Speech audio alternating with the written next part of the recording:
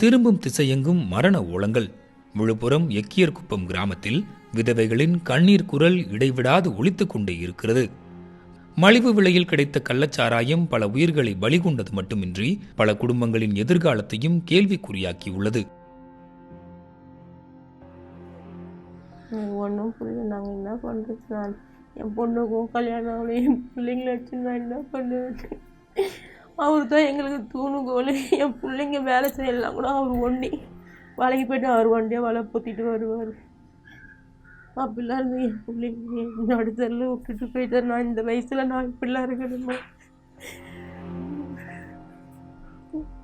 கடும் இயற்கை பேரிடர் காலங்களில் கூட உயிரிழப்புகளை பார்க்காத இந்த கிராமம் இந்த கள்ளச்சாராயத்தால் மிக அதிகமாக இழப்புகளை சந்தித்துள்ளதாக புலம்புகின்றனர் கிராம மக்கள்.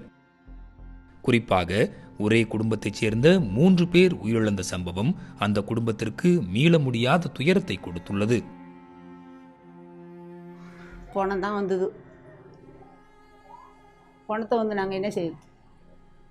எல்லாம் அதை செய்கிறோம் இதை செய்யணும். ஒரு சரக்கு விற்காத இருந்து, ஒரு மது விற்காத இருந்து ஒரு குடும்பம் எவ்வளோ அழிஞ்சுது தெரியுமா? எங்கள் தெருவில் அழிஞ்சா மட்டும் எந்த தெருலையும் அழியல. ஒரு வீட்டுக்கு ஒரு தாலி அறக்கிறான், ஒரு வீட்டுக்கு ஒரு தாலி. எங்கள் குடும்பத்துலேயும் 3 பேர்.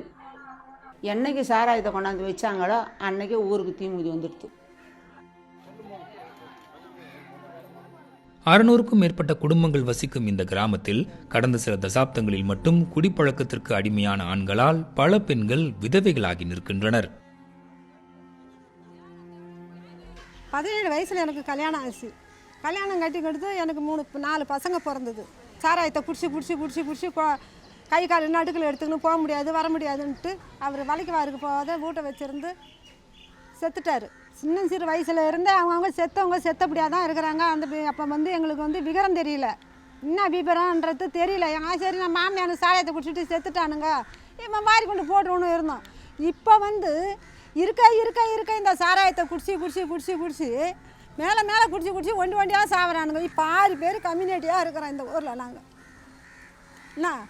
என்ன மேலே என்ன ஆகுமோ தெரியல, பயந்துக்குன்னு கிடக்கிறோம்.